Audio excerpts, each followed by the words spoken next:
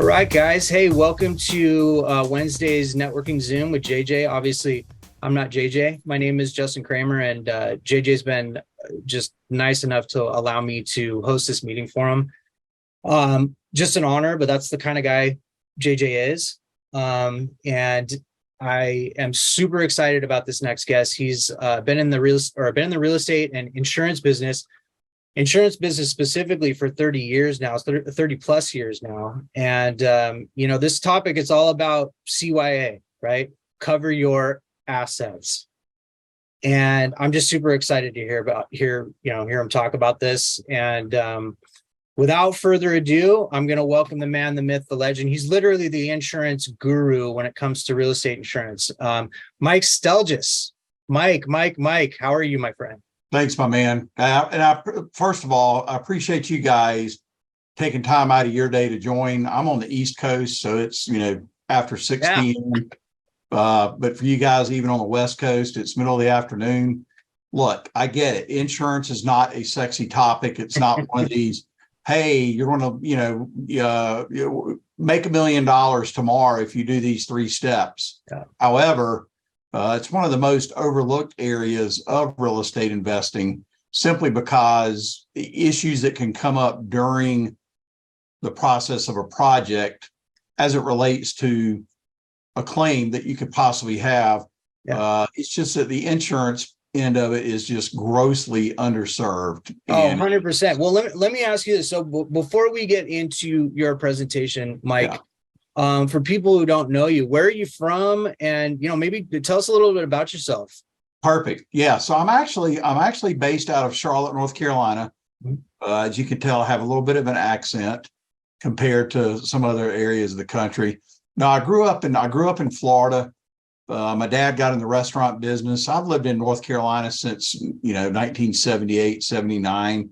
But I've lived in Charlotte since 94. I've only met 8 or 9 people that are actually from Charlotte. So people are usually coming from other places, mainly because of the banking, a lot of the mergers that happened over the years. Yeah.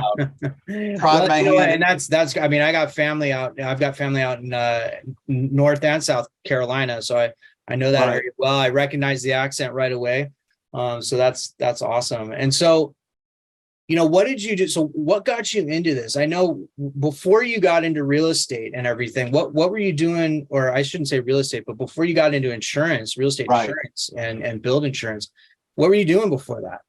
Well, like anybody else, went through high school. I decided to try my hand at college football. Obviously wasn't going to be good enough to go, to the elite levels. And what position? Like one of JJ's friends. Yeah.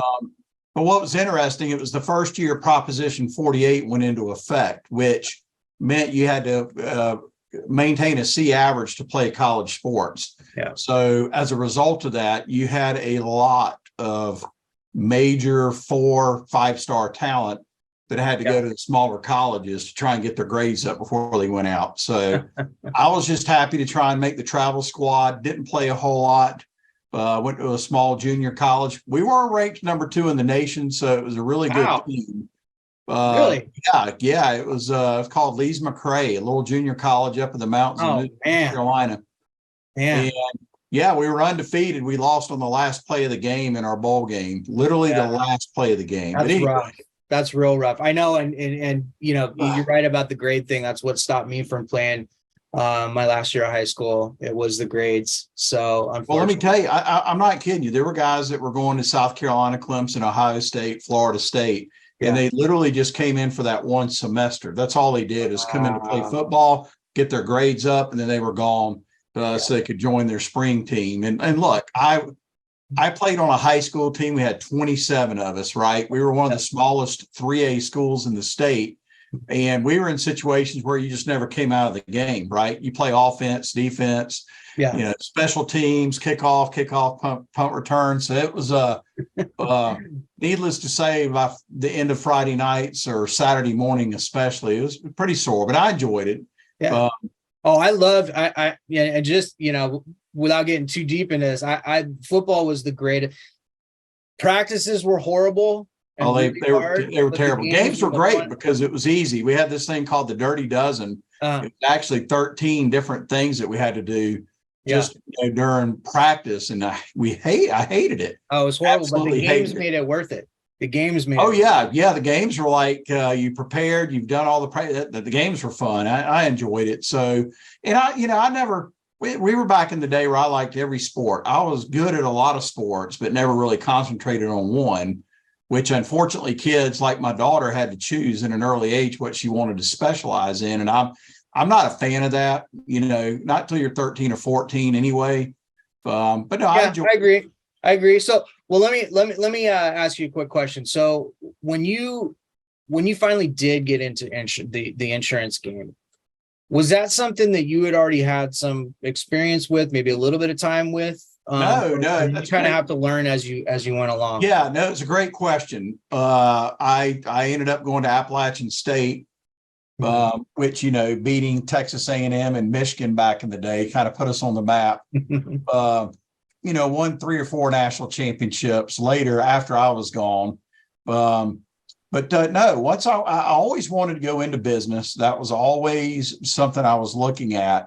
I ended up with majoring in marketing, and Appalachian was the first school in North Carolina that offered a real estate degree. Oh, wow. And I went for that as a secondary major. I wish they would have had that at my college. Yeah. So no, well, and one of my good friends had always said, real estate would be a good thing as a backup plan. Go get your real estate. So I carried my card for 25 years. Wow, as a real estate agent, just to have in my wallet, just as a backup. Yep. But anyway, so long story short, one of the classes we took was called Risk Management 101, and that actually covered the topic of insurance, and I actually enjoyed it. But what really got me into insurance was my ex-wife. When we started dating my last year in college, she worked with an agency out of Greensboro, North Carolina. And that's how I got introduced to the people in the insurance industry and what they were doing. And I was drawn to the fact of me doing something that's very intrinsic, right? You're touching a piece of paper, but that's it. Insurance is very, it can be technical in some aspects, but it's just something you can't really see and touch. But it was very valuable. Right, it's very you're right. It's super abstract, and it is, and it is taken for granted. And look, I get it. Yeah. But when I first entered this business, insurance agents, brokers, whatever you want to call them, kind of ranked around politicians and used car salesmen. That's really the reputation that we had to fight early on. And people at the top of the list are your doctors, your accountants, your CPAs. And I just tried to put myself in that category. I want to be valued. I'm not just a guy peddling insurance for a price, but I want to be valued like these other areas are, and someone that can rely on you for the advice. But that's you want to do right for the people, the people that you're insuring. Yeah, right? Yeah. So that's how I got into it. And started doing some interviews. I landed with an agency right outside of Charlotte.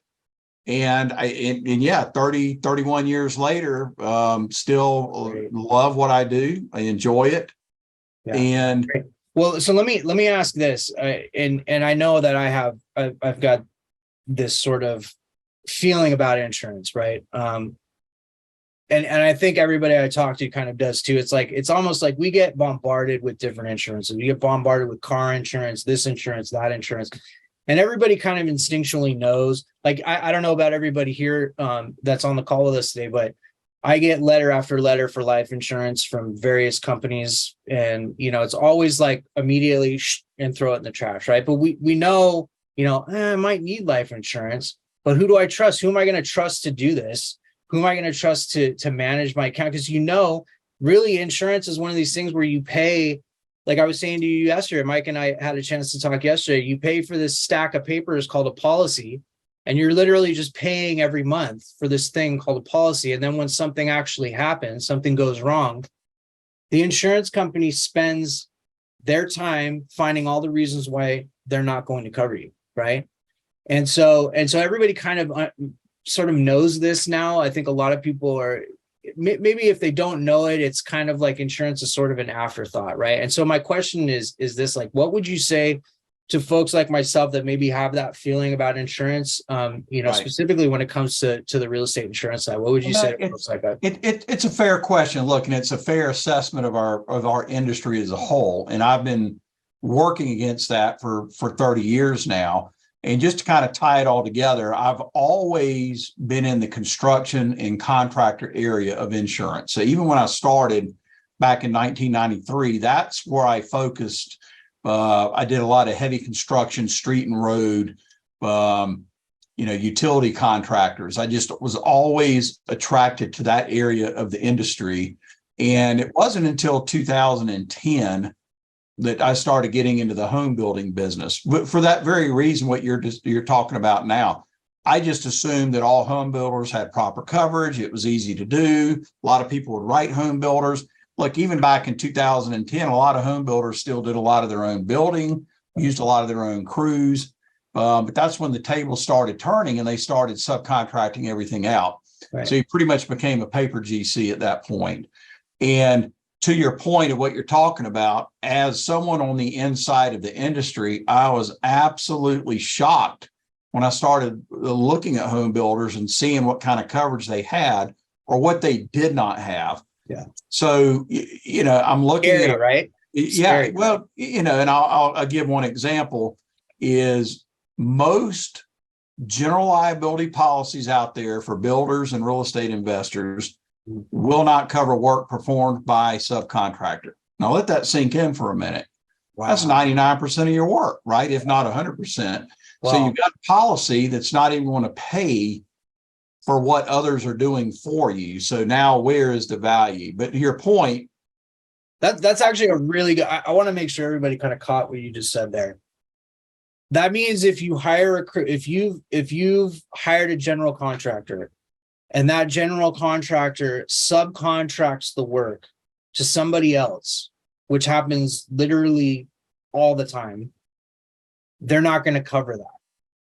The policy that you purchase will not. Policy that you purchase will not cover that. Right. So now you are really depending on that GC or that sub, because some people do work with subs directly, but you're really depending on their insurance, right? Right. So right.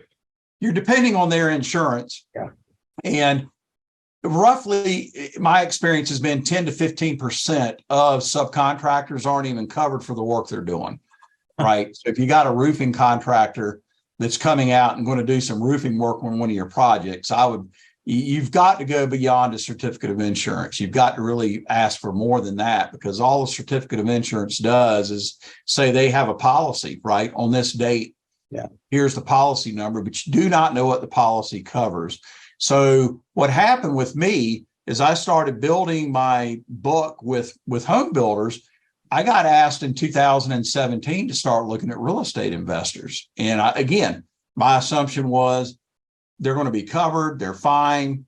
There's plenty of markets out there. And I quickly learned through my builders, some of them that have been prior real estate investors or doing both. Mm-hmm. I quickly learned that they were in even a worse position than home builders, because home building and residential construction or real estate investing, you're still an arm of that overall area of work you're doing. Well, I was going to say it makes sense, right? It makes sense. That it falls. It really drawn to that. Exactly, and it falls right in. It falls into the same category. Yeah. And when I started looking at real estate investors, it became even more apparent that I needed to get out there and start talking to these guys. But going back to what you said originally, how do I fight the stigmas of insurance? It's through education. It's education. Yeah. It's meetings like this. Yeah. It's learning about the industry, not taking things for granted, looking at things as an afterthought. But a lot of it's just educating. And that's what I do with a lot of clients. And I'm a part of a lot of these real estate investor groups.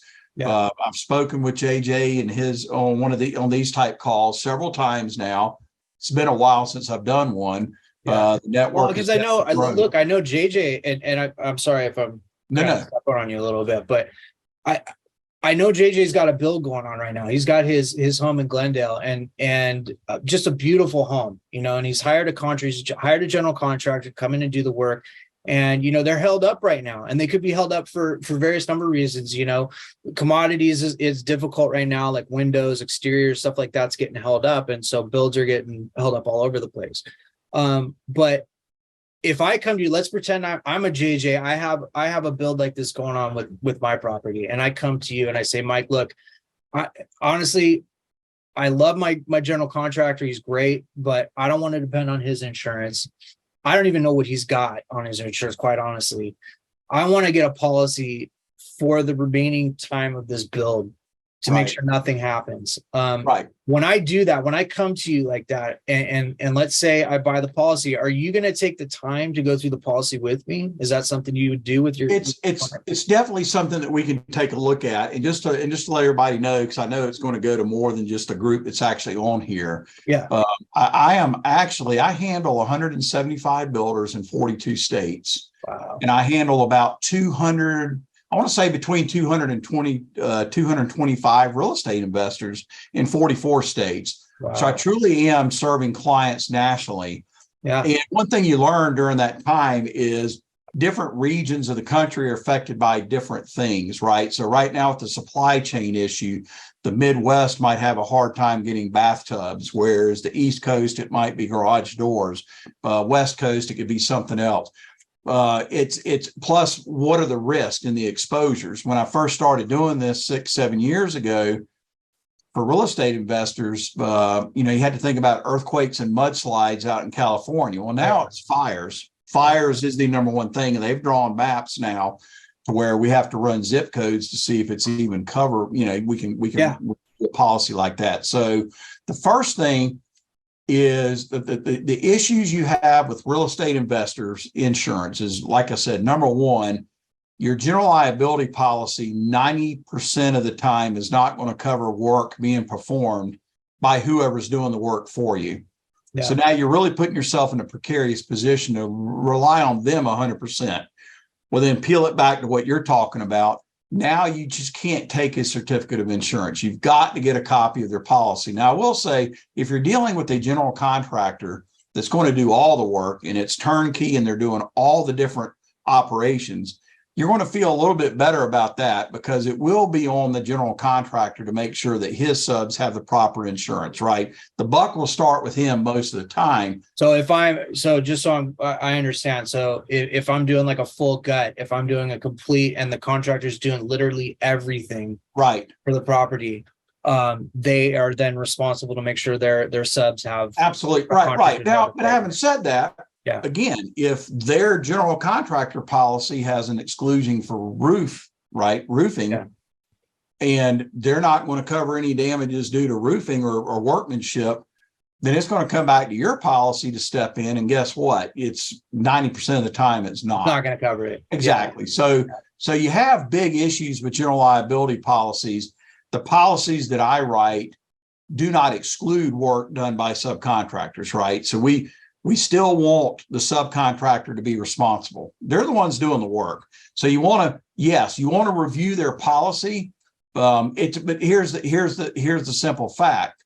It's hard to get a policy from these guys, right? It's hard enough to get a certificate of insurance. So trying to get an actual policy out of them, because a lot of times if you've got a handyman that's got a policy for $2,000, I can tell you, he's not going to have a whole lot covered in there, but there's going to be a lot of exclusions, and roofing is probably one of them. Yeah. So I learned from a friend, he calls it a ninja tip, right? So I'm going to give a ninja tip here. For anybody that's using a roofing contractor to do roofing work for them, if their name doesn't have roofing in their company name, I would definitely dig deeper on their policy. If it doesn't say JJ's Roofing Company, because that's it right there. The insurance is going to know what they're doing. If it's just JJ's Handyman Company, well, you can write a handyman policy for $1,000, and he's paying $5 a month for a rinky-dink policy. Exactly right, and it's just not going to be very good coverage. So that's Can I ask you a question? What about folks like us who, because a lot of people I know, there's some people on this call right now who are also doing wholesaling, right? like for me, I'm building acquisition business, and the stuff that I don't personally want to buy myself, I'm going to wholesale. What about those deals? What about the wholesale deals? Yeah. So the first topic we just covered is what's called general liability, right? Right. And the exclusion that I refer to is called CG 2294. So the easiest way you can look at what your policy is covering is just go into your declaration pages and look for that number. And it's going to be on there 99% of the time, which means— What was that number one more time? GC? It's CG 2294. Oh, yeah. CG. Commercial, right. CG 2294. So all you got to do is flip into your policy for general liability. And look, I'm going to tell you guys, for every 100 builders risk policies are right, only about 10 or 15 take the general liability, and only about a 1 out of 100 take workers' comp. And those are the three areas I wanted to discuss.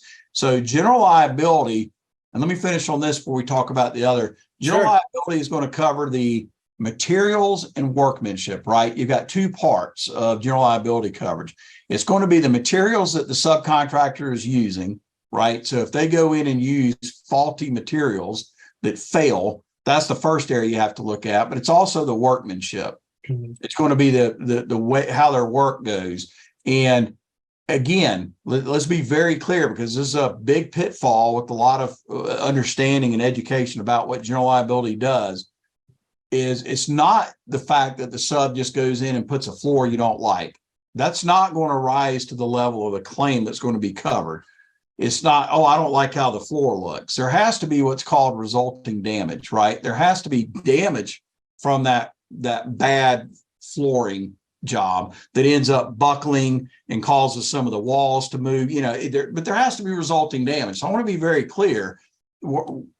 Workmanship has to have resulting damage, right? So it's not just that the plumber installed the piping wrong and you don't like how it looks. It's the piping bursts and floods the house, right? There has to be resulting damage. And again, if you've got a policy that doesn't cover work by subcontractors, then you just have to hope and pray that the sub's got the proper coverage, right? Would you call resulting damage sort of like collateral damage, right? Like something. But yeah, resulting, anything that's damage is done as a result of that bad work. And same with materials. If a material fails, you're going to kind of know it, right? But not all the time immediately, and it can happen later on. Right. And the biggest, and the other thing about the general liability is, once you have that claim and you want to report it to your carrier, you always want to report it to the guy who did the work, right? Their carrier.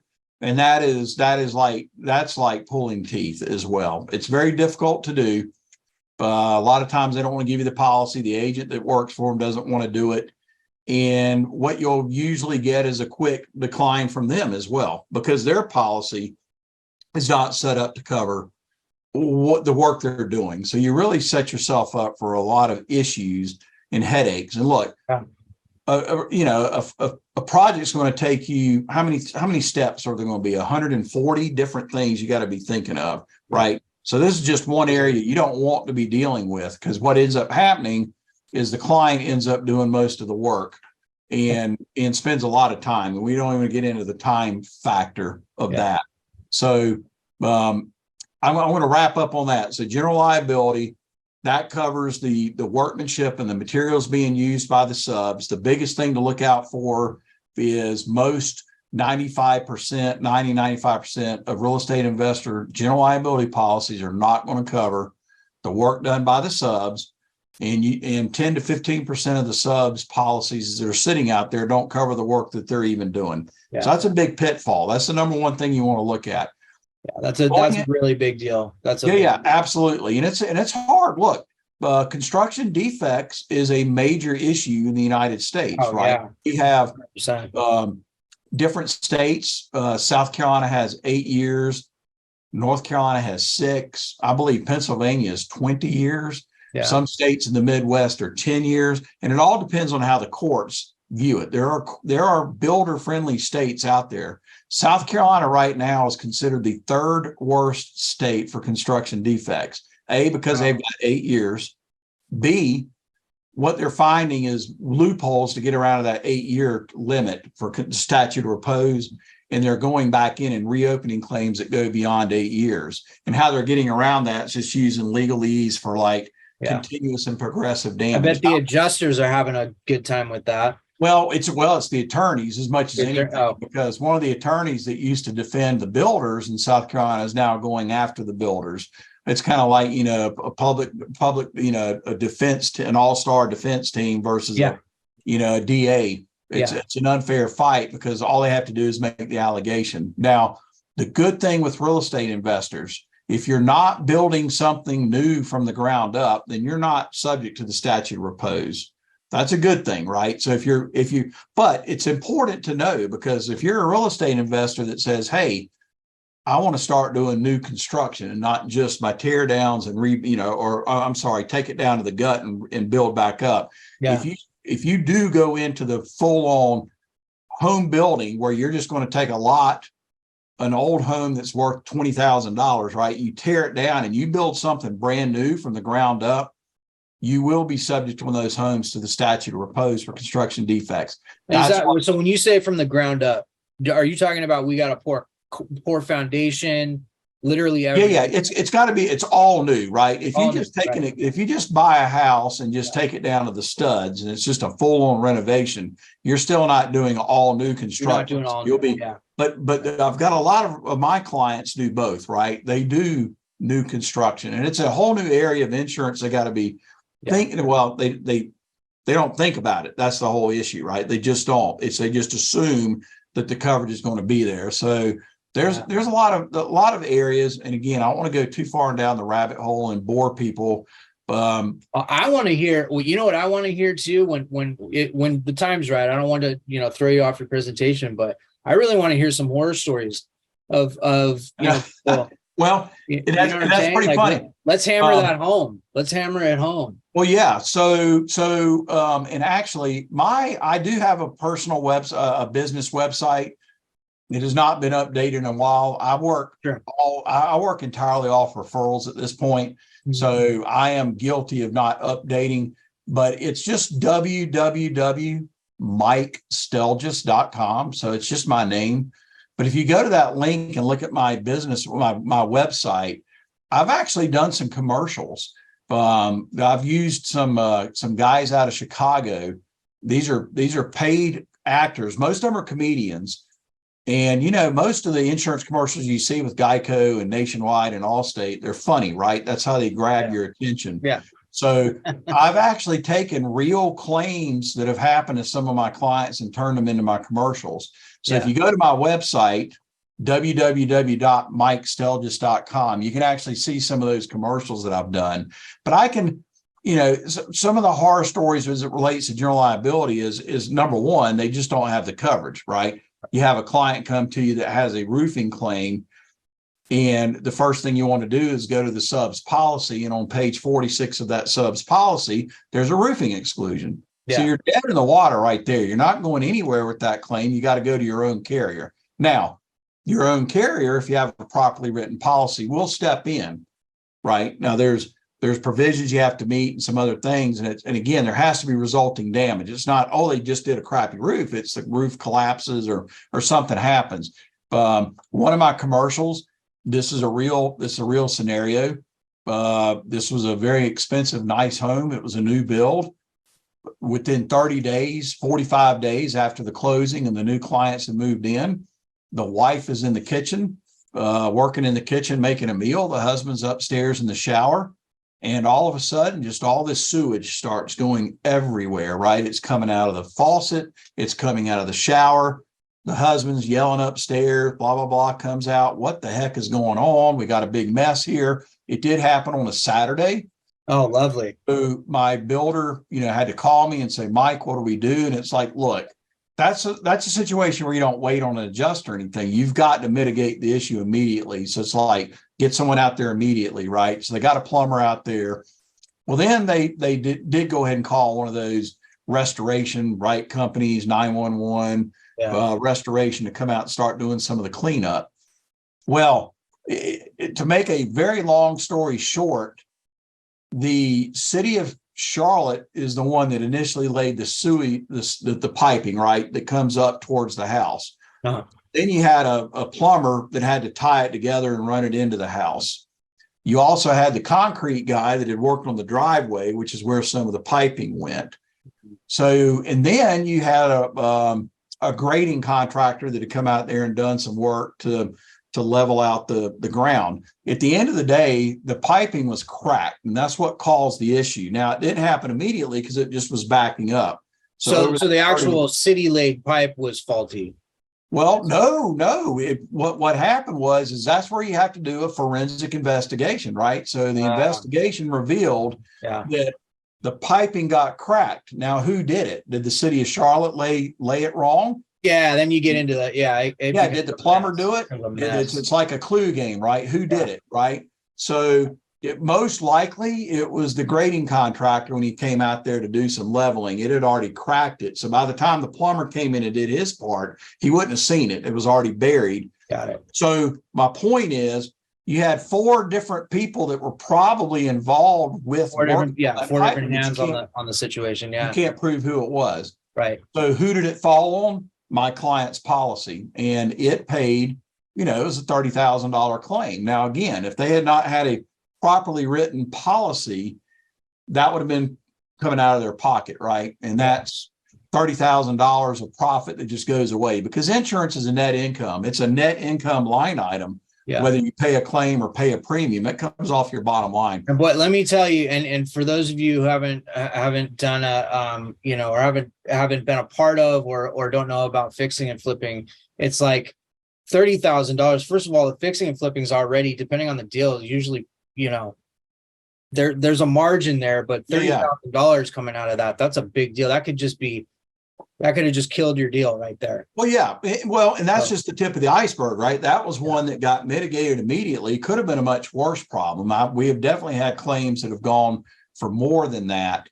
Yeah. But back to your original question, would I help you get involved? Yes. But I also have access to programs that do more than just collect a certificate of insurance for you. You can actually use a service that I work with on a lot of my builders that will actually do all the work for you and get the policy and review it and take a look at it in full and make sure that your guy has the proper insurance. And again, that's one of 3. The second area I want to talk about real quick is workers' comp. I don't want to spend a lot of time on this, but your health insurance policies will exclude work-related injuries. So if you are working with Bank of America, right, let's say you're in the corporate world and you have a health insurance policy, it's going to cover you for what, your day-to-day stuff. But if you're running a business on the side and you're at one of your job sites and you get injured, you will get that letter, right? You'll get a letter from someone saying, hey, were you involved in an automobile accident? Was it a work-related injury? So that's the very first thing to look at is your health insurance contracts will generally exclude work-related injuries, right? So you have to have workers' compensation to make sure that you're covered, number one. And number 2, if your subcontractors or your general contractor do not have workers' compensation insurance and they get hurt, you will be held liable. There's no 2 ways around it. Now, Texas is a state where you're not required by law to carry workers' comp. So it is different but in most states it's mandated. Someone better have it. So that means me as the homeowner who's having the contractor do the work on my home, if that general contractor gets injured while on the job. It's the general in other words, if you're the real estate investor, right, you buy the house and you want to flip it, and you're going to go in and fix it. Right. If you hire somebody to do the work for you, if the person you hire to do the work for you gets injured, you will be held responsible if you don't have workers' comp. And if they don't, again, you expect theirs to pay first, right? But if you don't have it yourself, and it's the easiest thing, look, it's the most undersold policy in this industry. I'm going to give a plug to somebody like PIE Insurance. You can go online. You can get a work comp policy for next to nothing, right? Just for covering yourself and anybody else that's in your immediate business. Again, I highly recommend it. A lot of people don't get it. They're just rolling the dice. Now, if your general contractor has the coverage, great. It's going to help you a lot. It still doesn't cover you if you're on the job site And I'll give you a real life example. One of my home builders was doing a final walkthrough. This was a brand new construction. They were not my client at the time, and they had excluded themselves from their coverage because they were officers or owners of the company. Well, he was in the attic and he fell through the attic and he did a split, right? Imagine doing a split and hitting one of those cross beams. Yeah. Very painful, right? A hospital visit. It was about $10,000 by the time it was all said and done with the hospital bills. Well, he ended up having to pay it out of his pocket because his health insurance denied the coverage because it was a work-related injury. Wow. So once they became my client, we made sure that they were covered. So again, another little ninja tip is you got to make sure that your people that are doing the work for you have coverage. And they're always going to tell you, look, and this is key. If it's a small operation of 3 or 4 employees and they're going to say, we're not required by law to have workers' comp. You're going to hear that all the time. Yeah. The reality is somebody's got to have it. Somebody's got to have it. Yeah. That makes sense. So can I ask a quick question? What does it look like to approach your GC and ask for their insurance? Do you just straight up ask them for it? Is it that well, simple? I mean, you start with a certificate of insurance, right? Yeah, you start with this, like, look, and again, people make choices. It's up to you whether or not you want to use insured subs, right? It's your choice. You can either make them get the coverage, or you get the coverage and you charge them for it, or you choose not to work with them. Look, you always have a choice. So I would not work with uninsured subcontractors or GCs. Number one, 100%. If you're signing a deal, that's got to be the first thing they do. Yeah. They need to send over that certificate of insurance, but you can't rely on that alone. That's the reality. If you just take that piece of paper, all it says is on that day, they've got XYZ carrier with this limit. It does not say what they're covered or not covered for. So maybe a better question is, once you receive that certificate of insurance, what does the process look like to request, full explanation of benefits? Yeah, it's not the easiest thing to do, but if you just say, hey, look, GC, I would like to just take a look at your full policy, because you're going to be doing electrical, roofing, you're going to be doing plumbing, you're going to be doing concrete work. I just want to take a peek under the hood and make sure that you're covered for all these things. Yeah, I want to make sure you and I are protected. Exactly. Now, look, it's right. And it because you're going to want certain provisions. You're going to want to be named as an additional insured on their policy. You're going to have waiver of subrogation. I don't want to get down that rabbit hole. People can come to me and visit. There's certain things you need to ask for. But when they send you that policy, I can guarantee you a lot of those guys don't even know what they have.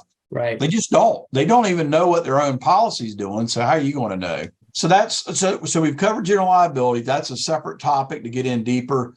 People want to come and talk about it. It's not many real estate investors have a general liability policy. They don't.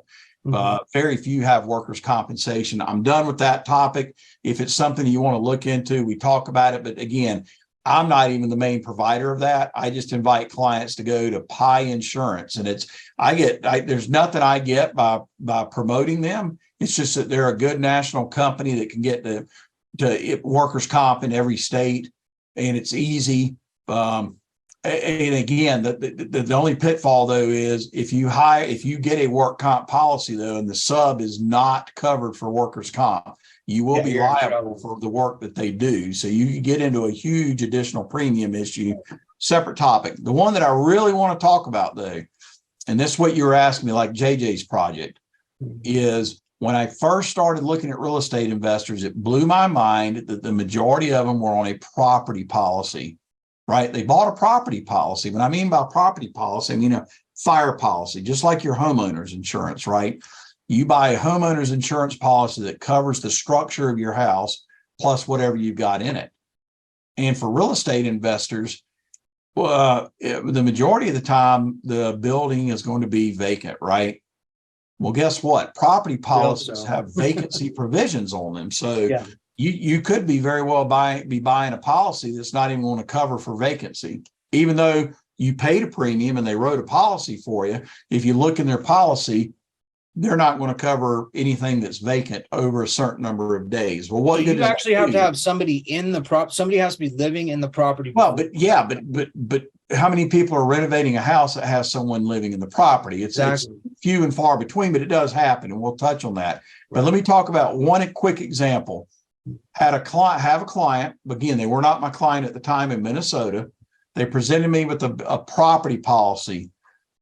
The existing structure was worth about $550,000.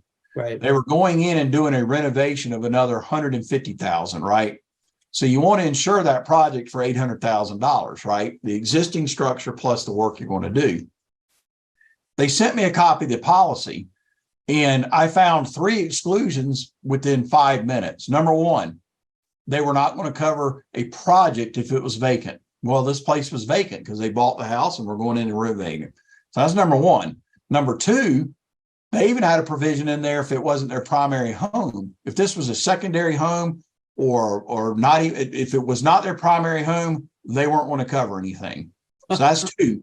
The third one was they only had it insured for, I want to say 450, 500,000. And that's because there's land. I get it. We don't insure land, but at the end of the day, it was underinsured, it was vacant, and it wasn't a primary home.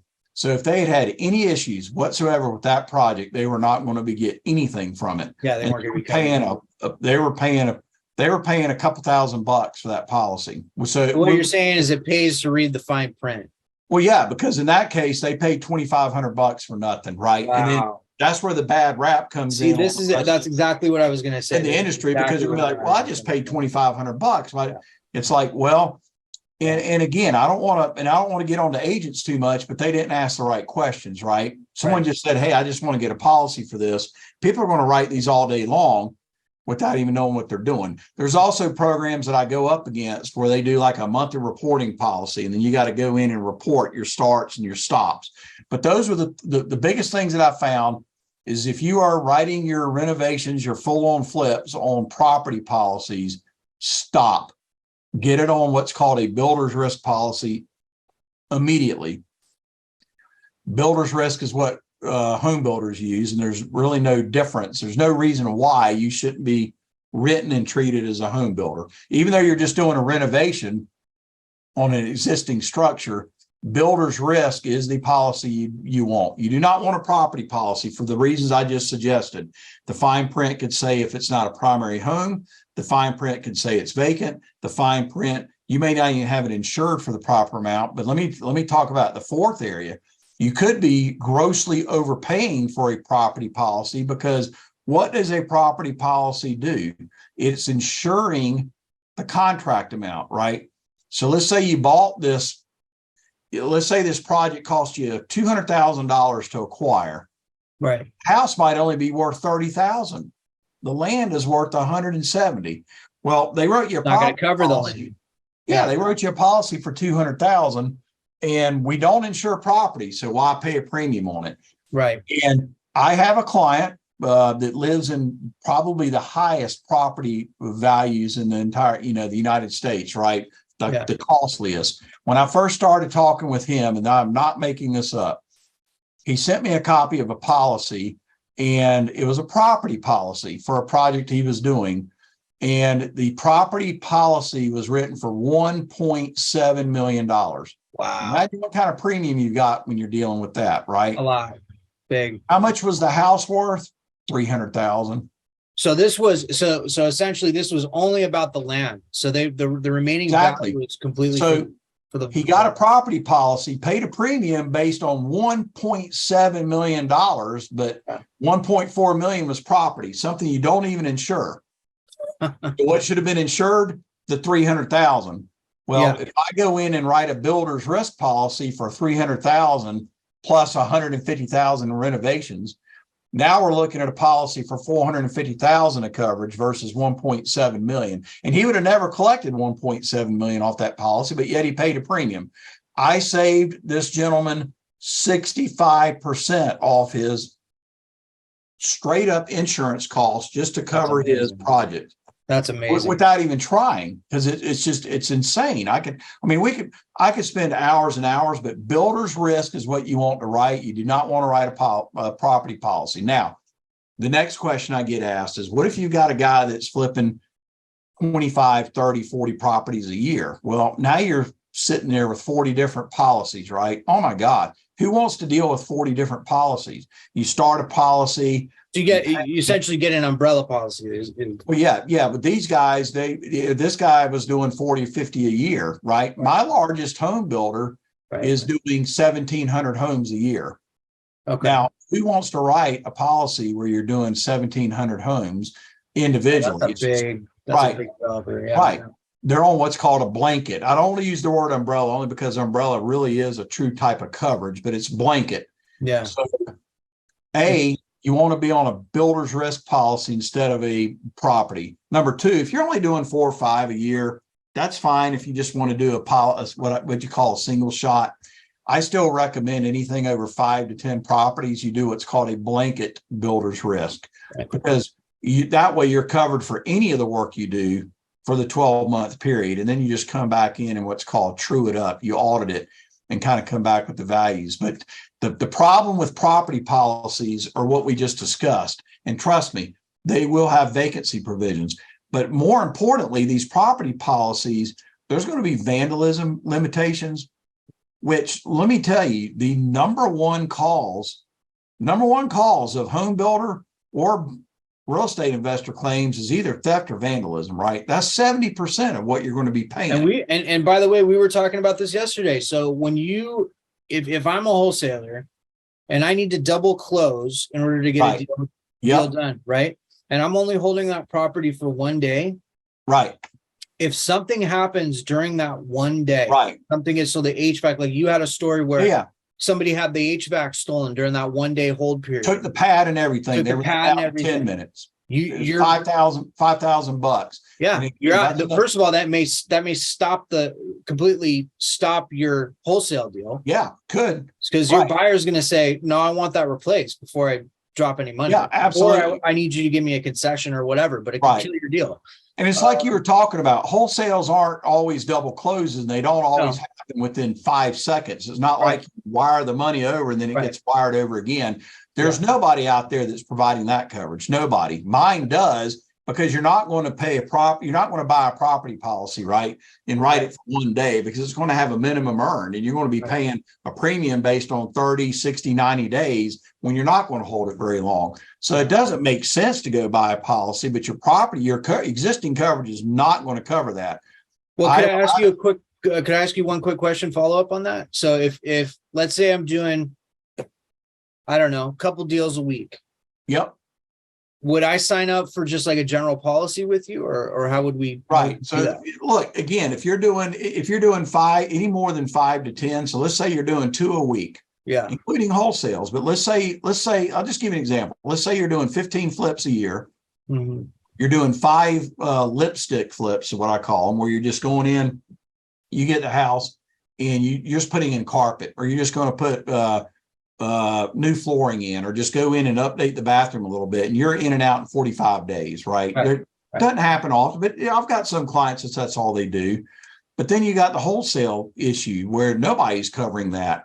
So under a builder's risk, a properly written builder's risk policy, it's going to be blanket. It's going to cover all your projects, but I will cover your lipstick flips, your ground up construction, your full guts, right? Where you tear everything down to the gut and then put it back up, but it will cover the wholesales. Awesome. It's included in there. That's so great. Great. It's going to cover that. I mean, again, that's really hard to find, guys. If you guys are paying attention. Well, I can tell you this: there's nobody. I hate to say that nobody else is doing it. I still haven't come across anybody that is. I haven't heard of it. Right, and it's so. I'm flattered when you announce me as like, well, this guy, blah blah blah. Yes, I write a lot of policies and I have a lot of clients, but do I still feel like a lot of people don't know about me? Yes. That's number one. Number two, some of the best bands on the planet Earth, some of the best musicians and bands on the planet Earth, nobody's heard of.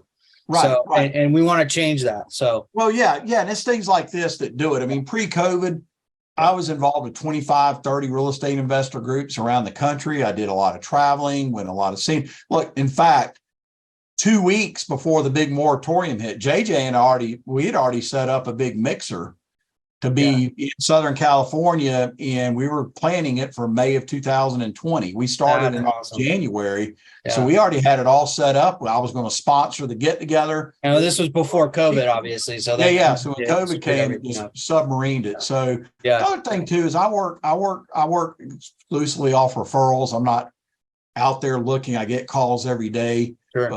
Groups like this definitely help. But it's education as much as anything else. Do I have programs? And look, and I'll end it. I'll kind of wrap it up with this. What I do differently is I treat real estate investors the same as home builders.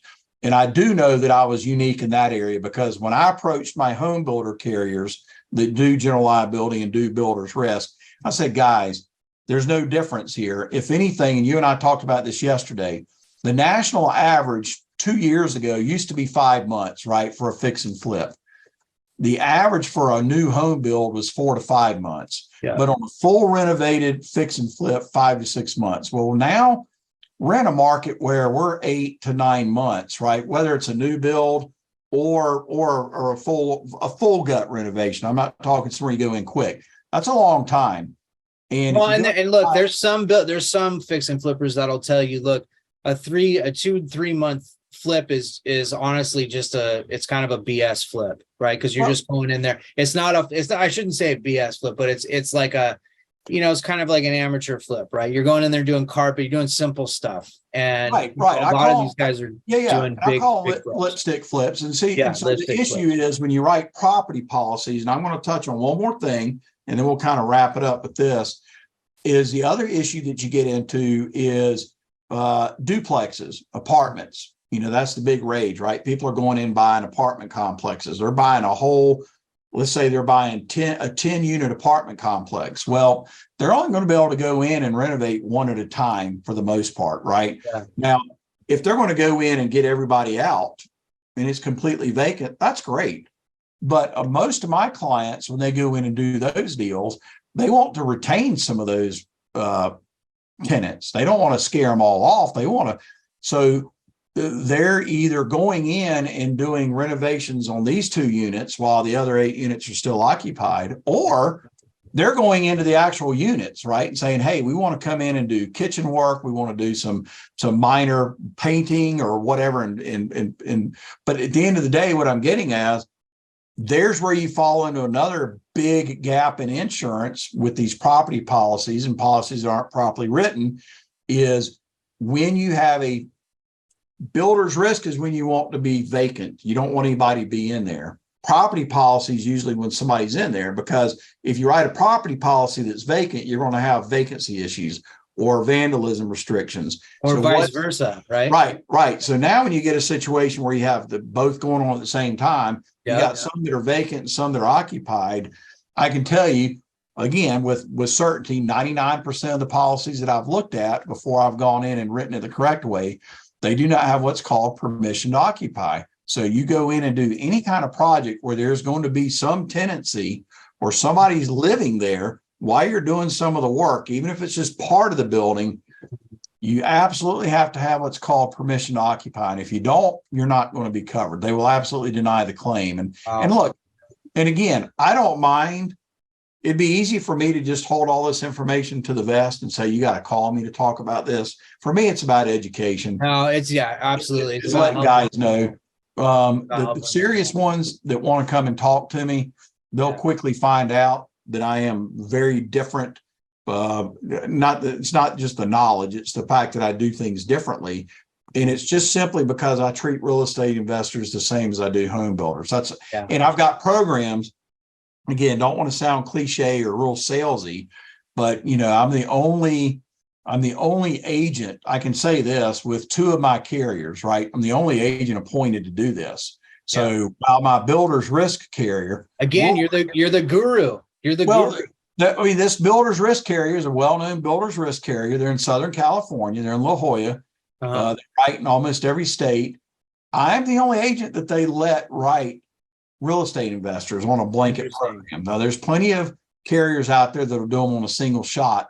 But who wants to go through the underwriting on a single shot policy where they're asking you 50 million questions about the project? Wouldn't it be nice just to have a blanket policy that covers all your projects and you come in and figure it out at the end of the year? So, it's, as you can see, I'm very passionate about it.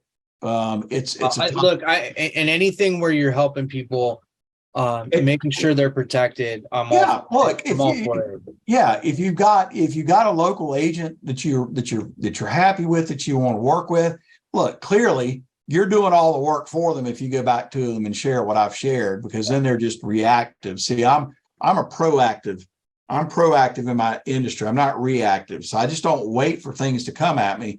I'm designing programs and being proactive for my clients where they're getting what they need without me responding. I'm out there learning it, finding it, creating these programs that I don't hesitate when I say this. I'm one of probably only 3 or 4 agents in the entire country that has these the programs that I'm talking about. Well, let me do this. We got a question here. I'd like to bring up Chris to ask a question. Chris, are you there? Chris Thompson? Hi, thanks. So a couple of things was when you said umbrella policy. So the umbrella policy, would it cover like subcontractors on workers' comp or no? Because I was at a thing just a few months ago and they literally told us that we could not even get workers' comp on a subcontractor. Right. It's not, we can't even get it. I mean, right. I get it. I mean, I don't like it. And again, not to the part of the education is I don't want to use the word umbrella, right? Because umbrella there is such thing as called an umbrella policy. Like if you've got a homeowner's policy and an automobile policy, right? Even for your personal, you can write what's called an umbrella that goes over those two policies. What I'm talking about is more blanket, right? I use the word blanket, not umbrella. That's a great question you had. Like I said, the state of Texas does not require workers' comp. They get these waivers and these things signed. And that's just that's why somebody that can be a roofing contractor in Texas can absolutely clean up where the guy in California is paying $80 per 100 of payroll to have a roofing work comp policy. So they're making out like bandits in states like that. What they're talking about is they don't like to write what's called a ghost policy, right? That's what you're exactly talking about. They don't want to write a policy where you're covering nobody and you've got it in place for a year and you're paying $800 or $900 and you're not covering anybody. That's why earlier in what we were talking about is any owners of a company, in my opinion, should be covered under workers' comp because your health insurance is not going to pay for it. A disability policy might have too many gaps. So if you actually write a work comp policy that covers the owners of the company, now you're actually providing coverage for someone. And then the policy is simply there to step in if that GC or that sub, because look, there's fraud in this industry too, right? They'll give you a certificate of insurance and say that they've got workers' comp. Well, the only way you're going to know that they have coverage is you get a certificate every single day. Who can do that? It's hard enough to get one. So if they don't pay their premium and they get canceled for non-pay, you will not know. You're not going to know because your certificate of insurance at the bottom says the carrier will endeavor to. All that says is they'll try to let you know. And I can tell you, in our industry, we do not send out notices to clients and policyholders or anybody that's a certificate holder that this client's policy is non-renewed or expired or they haven't paid their premium. You're not going to know. So I to say that you can't get it, I can say that that's not the case. It's not easy. Okay. But they told us, we couldn't even buy it. We couldn't even get it. We're thinking, God, that's all we use is subcontractors. Yeah, exactly. And if they're not going to get it themselves, we wanted to buy it on them. Right. You know? And see, for carriers and other carriers, it's not just that you want real people being covered, which is the owners. But if you do say, look, I don't mind hiring an uninsured sub, right? I've known this guy for many years. He does good work, but he just can't afford to buy his own. He's a plumber. Right. And you just say, okay, we'll cover you. We'll have a policy. We're going to know how much our rate is. We can buy a policy and then charge you back. Right. And just take it out of your paycheck or what we pay you, because A general liability policy does cover the total bill of a sub because you got the materials and labor, right? So GL, you got to charge the sub for the whole thing, but under workers' comp, it's just their labor. So if they give you a bill for $20,000 and 10,000 of it is labor, the work comp policy is only going to charge on that 10,000 of labor, right?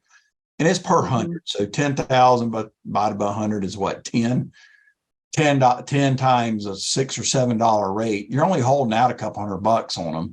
It's It just depends. It's 10,000. So it'd be 1,000. It's per 100 on work comp, per 1,000 on GL. So it's very low on GL. But workers' comp, it can get up there. I mean, look, a roofing contractor, their rate can be $30 or $40, 100. But that's probably why they don't have coverage.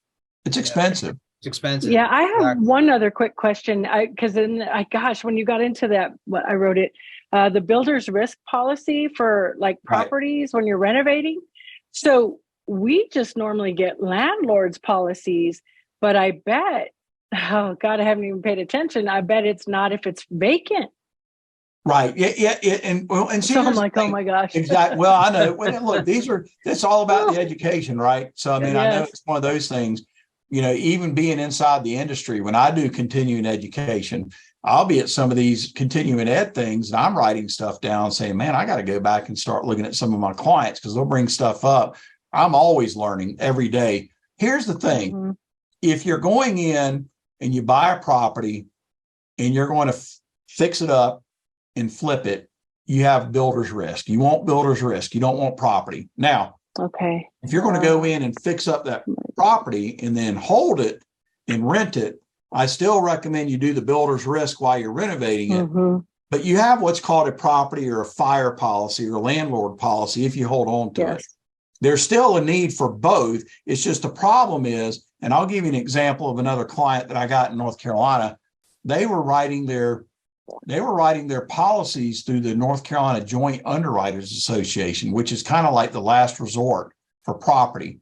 And if you look at their property policy, and they were doing it as it's actually a new home builder. This guy was building homes from the ground up, but he was using a small direct writer agent that didn't have experience with construction. So he didn't know where to go. So he was writing them a policy that within 30 days, you're going to drop vandalism. Within 60 days, you're going to drop theft. Within 90 days, everything else is excluded. Why? Because the property was vacant. Now, this was a custom home builder. His builds were taking 11 and 12 and 13 months. So after 90 days, he was paying an astronomical rate for something that wouldn't have been there after 90 days. None of it. He had none. Oh my gosh. And again, that's another example where you get this bad rap. Gets this bad rap, right? Yeah. Well, exactly. Some of it is well earned, quite honestly. Some of it. Well, in that case, yes, because they didn't do the education. I mean, he had a GL policy that excluded work by subs. The agent tried to convince him he had the coverage. I had to go out of my way to show he didn't. And then with this builder's risk thing, and the thing is, when you have last resort coverage, it's usually the most expensive. And I'll give you another ninja tip. Here's another ninja tip that if you're able to go online and answer 5 questions and get an insurance policy, and it just pops out a policy for you, you're not going to have a lot of coverage. You're just not. It's those programs. There's a place for them. They're boxed programs, but they're underwritten based on. It's kind of like when you can get a life insurance policy, right, with no medical exams and stuff. All I can say is you're going to pay a lot of premium for a life insurance policy that's got no pre-existing conditions or anything else. If there's no physical exams, then you're probably not going to. But when it comes to this type of insurance, I know there's programs I compete against. You go online, you click a box, it spits out a policy for you. I can guarantee it's going to be someone like Lloyd's of London, which is a secondary market. And it's going to be wrought with exclusions because, again, they're trying to write a program for everybody that's going to be nationwide. It just doesn't take into account a lot of things. Another competitor, they literally go in and put the zip code in. They redline. It is illegal, but they do it. They will put in the zip code to determine what kind of coverage you get. So while you're reporting each month to them, you could have 10 different properties in 10 different areas of your town or city you're working in and get 10 types of coverage. who has the time to go through all that? When I started looking at some of those policies, nobody, because when I started going through it, it's like, well, why does this one not have wind? Why does this one not have theft? Why does this one have a much higher vandalism deductible than others? Because they ran the address and the zip code. In my program, we're either covering you or we're not. We're either providing so policy. Mike, can I ask a quick question? So would Chris be a good candidate for you? Would Chris? Well, that's what I was going to say. How do I contact him? I know, absolutely. I just contact you because I do, and I am in Texas. So, but right. So, that's good. But yeah, so in Texas, they're not required to carry workers' comp. Right. So, but do I have clients in Texas that still carry a policy as a CYA? Yes. So I think what they're saying is you may not be able to get it through like a state mandated program because there isn't, if they don't even require it. But could you get workers' comp in Texas if you wanted it? You're probably just talking to agents in Texas, and that's probably the answer. I've got clients in Texas that have work comp policies because they just don't want to take the chance. So yes, it can be done. And yes, I mean, my phone number is on the screen. Okay, good. Again, we got to give you a call. Thank you so much. No, absolutely. And like I said, these, again, I appreciate you guys. It's a very unglamorous topic. It's not sexy. It doesn't get the attention grabbers. Look, who would you want to hear Pace or somebody else talk? Absolutely. Right. I mean, if you're a nationally known brand and they're the ones that draw the attention. But at the end of the day, what I'm doing is trying to protect your company. Yeah. And we want to get you out there, Mike, for sure. So Chris, did that answer your question? Yeah, thank you so much. Awesome. Well, but yes, thank you for asking the question too. Don't get the landlord policies. Do not get don't get property policies. You want builder's risk when you're working on these projects. It's just the list just is 2 pages long. And here's what the difference is. A property policy is what's called a filed form, and it's pretty much a template. And here's what you're going to get and what you're not going to get. The nice thing about builder's risk, it's what's called an uncontrolled form. Inland marine is an uncontrolled form. And what that means is you can write it about any way you want. In other words, you have the flexibility to cover things is if the carrier is willing to go along with it, right? So if a property policy does not include earthquake or flood, well, my builder's risk policy does cover those things. Nobody else is covering those things. You know what I'm saying? I can go on and on about the differences in the reporting, the valuation, and things like that. So it's almost like customizing. That's what it is. And that's exactly what I was going to say. It's like you can customize, right? And every client's needs are going to be different, whether you're doing 10, 50, or 200. I mean, you customize the program based on what the client needs. And I'll wrap it up with this, and I really will. And here's what's driven me nuts, because I'm a consumer too. But here's what drives me nuts about the insurance industry is you're going to call up somebody and they says, here's what you're going to get. Here's what we have. You're just accepting what they have. And the way I flip this industry and totally change the narrative is, what do you need? What do you want? And that's how I've been successful with. I'm working on a very large client in Florida, Jacksonville, Florida, that was just handed a bunch of policies, not knowing what they had, and it just blew their mind when I flew down there to see them, met them face to face, and sat in front of them and says, "What keeps you up at night?" Well, listen, Mike, this has been amazing. Does anybody else have any questions they want to ask Mike before we wrap this thing up? I think this has been huge, and I know I'm gonna be giving you a phone call very soon, Mike. So I appreciate that. I have not done my first flip yet, but I'm eventually gonna get there, and that's always been something that's been on the back of my mind is like, how do you protect yourself? How do you insure yourself? And there's not a lot of good. I will say this: you can find anything you want on YouTube. YouTube University has plenty of stuff out there, but there's not a lot of good information on this specific topic. There's not. And again, I don't want to jump in one more time. Is the difference too is this: what you're dealing with in this industry. Look, the local insurance guy let them do your homeowners, let them do your personal auto. There's a place for everybody, right? Sure. If you've got rentals, right? I don't mind, there's a direct writer out there that's great with rental portfolios. And if you got 30 rental houses and you've got a local agent writing it through someone, go for it, leave it. Where they're not going to be experts or really know what they're doing is in the construction area or real estate investor area. So what happens is most of these guys are with agents where the agency is doing all sorts of type of insurance, right? Whether it's a restaurant or a trucker, or they don't specialize. Right. All I do are contractors. That's it. I do contractors. I do home builders. I do real estate investors, and my staff and my account managers that work with me, that's all they do. It's all we do. So we're dealing every day. The fact that I am national and I'm in 42 states, I understand most states. So it's not like you got a North Carolina guy trying to write somebody in California, but I'm also used to dealing with banks from all over the country and lenders. And that's why I want to touch on too, is it's not like if I start writing insurance for a client that's out in California and they've got some weird bank, I've probably already worked with them or know of them. Yeah. So we're very specialized in what we do, and that's why we do what we do well. I'm not trying to be a generalist, and I'm not trying to be all things to everyone. Let me ask you this. So, Mike, if somebody wants to get in touch with you, and I know you, and this is for the people watching. Absolutely. Don't have access to the chat where you plug your information. Right. What is the best way for somebody to get in touch with you? It's definitely the phone number, and then I'll give you. Do you want to give your phone number out on YouTube? Sure. Sure. It's 704-779-1582. That is my cell number. Right. You can find me on Facebook, my personal Facebook.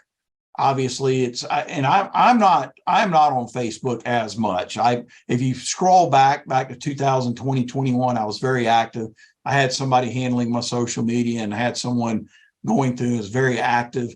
Should they just DM you on your Facebook? Yeah, absolutely. Do that. But that's going to be it, right. But also, again, for some good content, my webpage is mainly just for getting some credibility. It's a credibility piece, right? I don't use it to drive business. I use it for people to say, hey, what all does this guy do?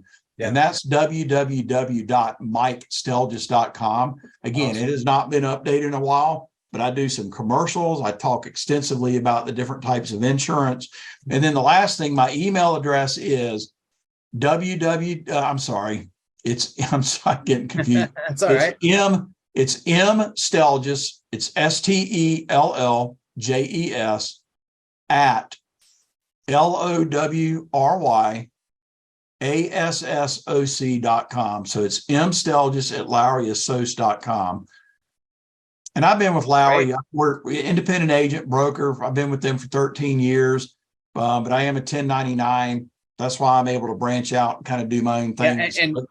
And I was just going to add to this too. Just remember, guys, Mike's been in this industry for 30 years. He's been doing this a long time. He knows what he's talking about. And I know he'd be willing to have a conversation with you at the very least, right? And help educate you. And is there any other places that people could maybe meet you? Or you have any meetups that people can go to? Or typically, right. Well, JJ we're in the process of me getting out there to do an episode with him. Yeah, I've let him know that I know he's gone to Beverly Hills and some other places and scouted some venues, right? Yeah. So when he does decide to put together one of his big meetups, I hope you're there. I hope you're there. I will. I'm actually going to be helping sponsor it. So, good. That's awesome. Yeah, and we'll be there. As far as Great. The around the country, I'm not involved as much in the real estate groups as I was, simply because COVID kind of changed that model. Sure. I do go to the Builder Show each year. The NHAB, the National Home Builder Show. It's usually in Vegas. Let me ask you this. Now and then. Well, let me ask you this, Mike. We always talk about JJ's networking and how important it is to network and get your name out there and meet people, because the real estate industry is all about relationships. If you're not known, good luck to you. I mean, JJ says this all the time. Your network is your net worth, and I wholeheartedly believe that to be true, and I know it to be true. So how important has it been for you for networking and being in groups like JJ's? How important? Right. And that's a great way to close this, because I met JJ about 6 years ago. Mm-hmm. Actually, I got a call from him between 6 and 5 years ago, and he called me up and we just started talking about different people that we knew. Yeah. And JJ was already a very well known, right, over 2,000 people in his group. I mean, he was already on his way. It's just that Facebook tried to limit things, right, and shut things down. And it went from like a Southern California ex-fortune builders type thing that became California, that became the West, and then Midwest, and before long it became national. And the reason why I enjoyed coming on his doing these programs is not for personal gain as far as gaining clients, because it'll come, right? The clients will come. It's about educating and getting the information out there, and what my space in this is, right? Because think of the guys that were flipping 10 years ago. Their learning curve was insane.